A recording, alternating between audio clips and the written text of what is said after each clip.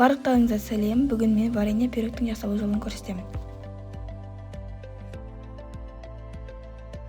Ең алдымен жұмыртқаға қантты қосып, жақсылап миксермен аппақ болып көпіргенше араластырамыз.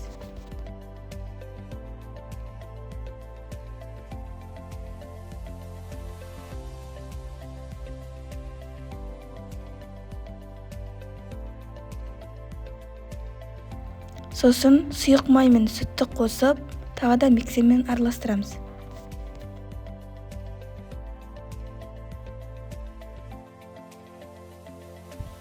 Енді ұнға қопсытқышты қосып, електен өткізіп, жақсылап миксермен араластырамыз.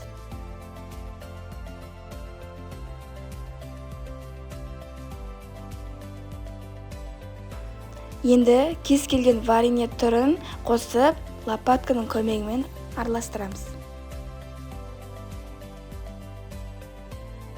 Бізде осындай біркелкі қою қаймақ сияқты қамыр шығады. Енді оны 22 сантиметрлік формамызға құйып, 180 градуста 30-35 минутта пісіреміз.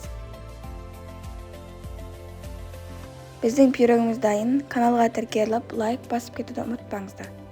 Ас болсын.